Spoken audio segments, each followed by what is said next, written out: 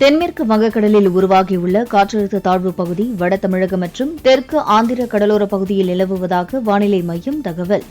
வரும் 16ஆம் தேதி வரை தமிழ்நாட்டில் ஒரு சில இடங்களில் கனமழை பெய்யக்கூடும் என கணிப்பு. காற்றழுத்த தாழ்வு பகுதி மேலும் வலுவடைய வாய்ப்பில்லை என இந்திய வானிலை ஆய்வு மைய தென்மண்டல தலைவர் பாலச்சந்திரன் தகவல். சென்னை மக்கள் கனமழை தொடர்பாக அச்சப்பட தேவையில்லை என்றும் விளக்கம். வாய்ப்பு எதுவும் கிடையாது. இது ஏற்கனவே கடற்கரை அருகில் தான் இருக்கு. இது வீக் ஃபீபிள் சிஸ்டம் தான். மெதுவாக நடந்து நம்ம இது பகுதி கடந்து செல்லும். குறிப்பிட்ட நேரம்னு அதாவது 6 மணி 9 மணி அப்படி இல்லை. இது வீக் சிஸ்டம். இது கடந்து போகும்பொழுது வாய்ப்புகளை நம்ம சொல்லியிருக்கோம். தமிழகத்தில் வடகிழக்கு பருவமழை இயல்பை விட 1% குறைவாக பெய்துள்ளதாக பாலச்சந்திரன் தகவல். அக்டோபர் 1ஆம் தேதி முதல் தற்போது வரை 256 மில்லிமீட்டர் மழை பதிவாகியுள்ளதாக பேட்டி.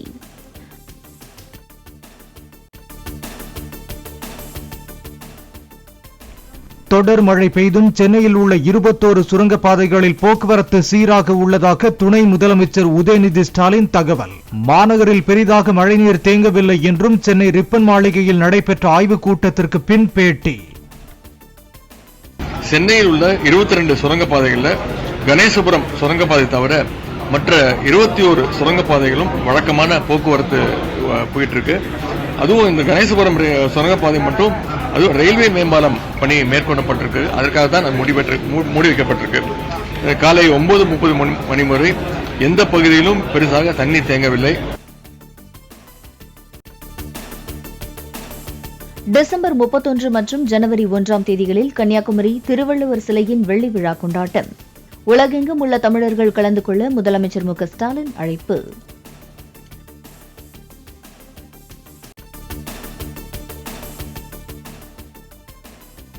கலைஞர் கருணாநிதியின் பெயரிலான திட்டங்கள் மக்களுக்கு பயனளிப்பதை பொறுக்க முடியாமல் அனாவசியமாக எடப்பாடி பழனிசாமி பொங்குவதாக முதலமைச்சர் மு.க. ஸ்டாலின் விமர்சனம்.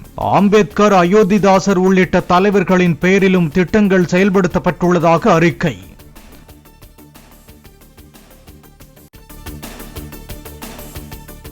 தேர்தல் வாக்குறுதிகளை நிறைவேற்றாமல் அரசு ஊழியர்களுக்கும் ஆசிரியர்களுக்கும் திமுக அரசு பட்டை நாமம் போட்டுள்ளதாக இபிஎஸ் குற்றச்சாட்டு. 2021 சட்டமன்ற தேர்தலின் போது அளித்த வாக்குறுதிகளில் 90% நிறைவேற்றிவிட்டதாக மக்களை திமுக ஏமாற்றுவதாகவும் அறிக்கை.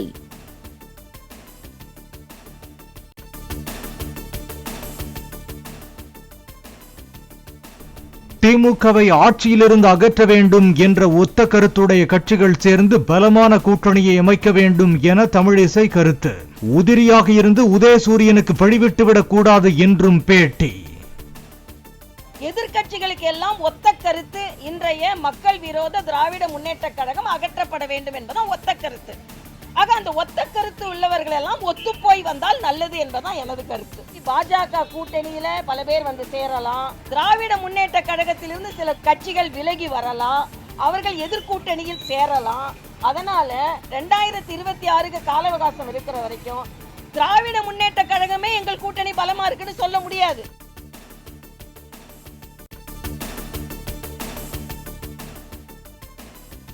நூறு நாட்களுக்கு மேலாக இலங்கை சிறையில் உள்ள மீனவர்களை விடுவிக்க கோரி பாம்பனில் ராமேஸ்வரம் மீனவர்கள் போராட்டம்.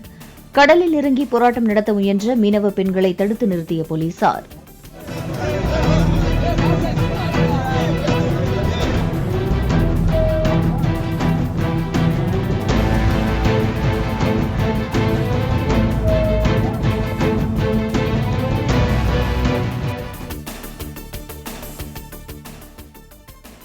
பாம்பன் பாலத்தை முற்றுகையிட முயன்ற மீனவர்கள் போலீசார் இடையே தள்ளுமுள்ளு.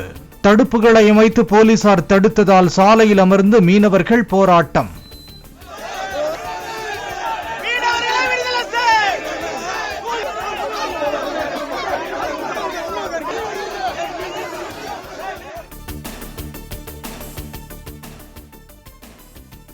திருக்கோவிலூரில் கூடுதல் பொருட்கள் வாங்க வற்புறுத்திய ரேஷன் கடை பெண் பணியாளரிடம் சரமாரியாக கேள்வி எழுப்பிய பெண்.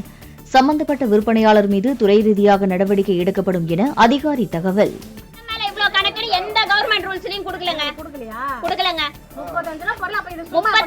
பொருள் கட்டாயப்படுத்தி யாருக்கும் நீங்க கொடுக்க கூடாது.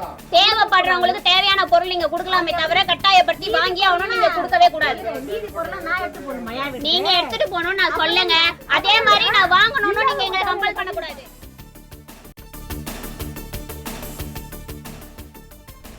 ஜெயலலிதா கருணாநிதி இருக்கும்போது கட்சி தொடங்கிய தான் விஜயை பார்த்து அச்சப்படுவதாக கூறுவது வேடிக்கை என சீமான் பேட்டி. ஜெயலலிதா கருணாநிதிக்கு கூடாத கூட்டமா விஜய்க்கு கூடிவிட்டது எனவும் கேள்வி. பயந்துட்டாரான்னு ஜெயலலிதா கருணாநிதி இருக்கும்போது கட்சி ஆரம்பிச்சேன்னா அவங்க 2 பேரை விட பெரிய தலைவரா இல்ல அவங்க 2 பேரை விட பெரிய கூட்டம் அவங்களுக்கு வந்ததா? பொழுதுபோக்கு தளத்தில் தலைவர்களை தேடியவர்கள் அல்ல என்னை விரும்புகிற மக்கள். போராட்ட களத்தில் தலைவனை தேடுகிற மக்கள் தான் என்னை பின்தொடர்வார்கள்.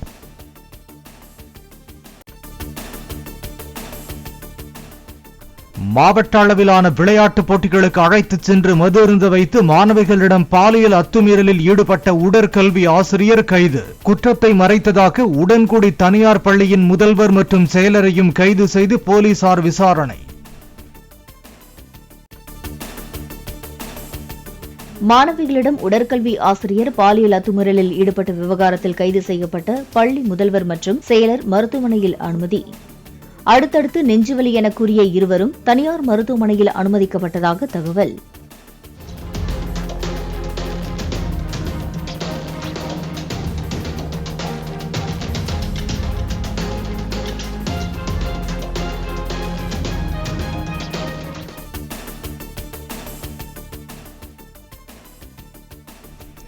திருவண்ணாமலை மாவட்டம் வில்வாரணி சிவசுப்பிரமணிய கோவிலில் தமிழ் பக்தி பாடல்கள் பாடிய ஜெர்மன் நாட்டு பக்தைகள். முருகன் பாடல்களை குருக்கள் பாட அவருடன் சேர்ந்து பயபக்தியுடன் பாடினர். ஆடுகின்ற குமரா சரணம் குறைவின்றி வைக்கின்ற முருகா சரணம். 12 மீட்டருக்கு மேல் நீண்ட சேசிஸ் கொண்ட சரக்கு பயணிகள் வாகனங்கள் கொடைக்கானலுக்குள் நுழைய தடை. வரும் 12ஆம் தேதி முதல் கொடைக்கானல் மலையடிவாரத்திலேயே நிறுத்தப்படும் என திண்டுக்கல் ஆட்சியர் அறிவிப்பு.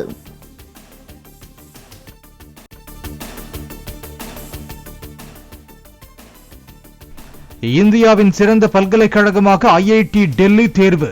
ஐஐடி பாம்பே 2ஆம் இடத்தையும் ஐஐடி மெட்ராஸ் 3ஆம் இடத்தையும் பிடித்தன.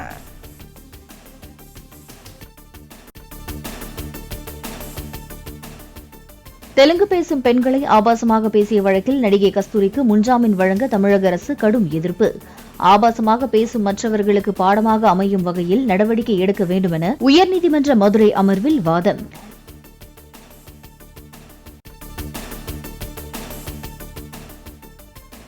தெலுங்கு பேசும் மக்கள் வந்தவர்கள் அல்ல, தமிழகத்தைச் சேர்ந்தவர்கள், தமிழகத்தின் அங்கமானவர்கள். கஸ்தூரி பேசிய வீடியோவை சமூக வலைதளங்களில் இருந்து நீக்க என்ன நடவடிக்கை எடுக்கப்பட்டது என அரசுக்கு உயர்நீதிமன்ற மதுரை அமர்வு கேள்வி.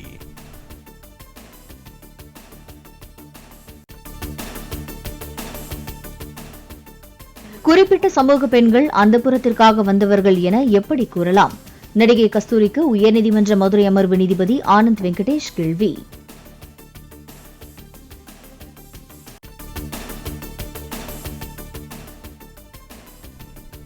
ராஜஸ்தான் தலைநகர் ஜெய்ப்பூரில் ரயில்வே தண்டவாளத்தில் மஹிந்திரா தார் காரை ஓட்டி சாகசம் செய்தவர் கைது.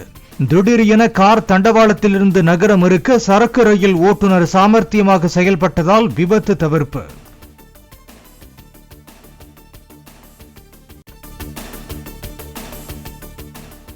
ரஷ்யாவின் 2வது பெரிய வர்த்தக நட்புறவு நாடு இந்தியா. டெல்லி வந்துள்ள ரஷ்ய துணை பிரதமர் டெனிஸ் மான்ட்ரோவ் புகழாரம்.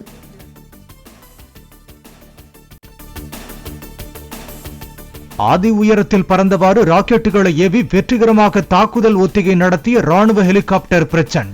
முற்றிலும் உள்நாட்டிலேயே தயாரிக்கப்பட்ட பிரச்சண்ட் ஹெலிகாப்டர் ராணுவத்திற்கு மேலும் வலு சேர்க்கும் என இந்திய ராணுவம் பெருமிதம்.